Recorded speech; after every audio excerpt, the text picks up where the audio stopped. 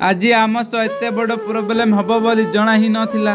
तो आज कहानी किसी एमती स्टार्ट हुए। सकाळे उठी मो प्रथमे पळे आस्तिली मॉर्निंग वॉक करिवार लागि। आउ मित्र तम माननकु तो जणा थिबो गां रे प्रबल शीत, फिर भी मु सकाळे उठी हाफ किलोमीटर दौड़ुची कि नाही सीधा पळे आसी निया से कि होउची हला कि ओ कि आराम। तापरे गां रो मौसा जणे आनितिले धान पेसेइबा पई हलर को। आउ मु शीत छाड़ काम कर कहि मेसिन स्टार्ट करी धान को चाउळ करिवारे लागु थाए। हठात सेही समय रे खड़खड़ शब्द बाहरला। मु मेसिन बंद करी देखे तो बेरिंग पूरा नष्ट हो जाइथिला। काहा मुह देखि आज काम रे हाथ दउथिली के जानी। हो छाड़ भांगी तो गला याकु खुला खुली करी अंतपुंटी बाहर करी पुणी ठीक करबा को पड़िबो। तो आज सकाळु 250 किलोस करी देलु। देन ए प्रॉब्लम भी जेते बेले हाथ रे पैसा नथिबो सेही समय रे ही देखा दबो। बट लाइफ रे केते प्रॉब्लम आसुथिबो जाउथिबो एसे किछि बड़ कथा नाही। आउ जैसे तैसे करी न्यू बेरिंग को फिट करी लगाई देखे तो एतो अच्छा से वर्क करूची। तापरे नट बोल्ट टाइट करी फेर तरे मशीन स्टार्ट करी धान पेसिबारे लागिलु। ओके बाकी वीडियो भलो लागितिले फॉलो आउ सब्सक्राइब करी जिवे।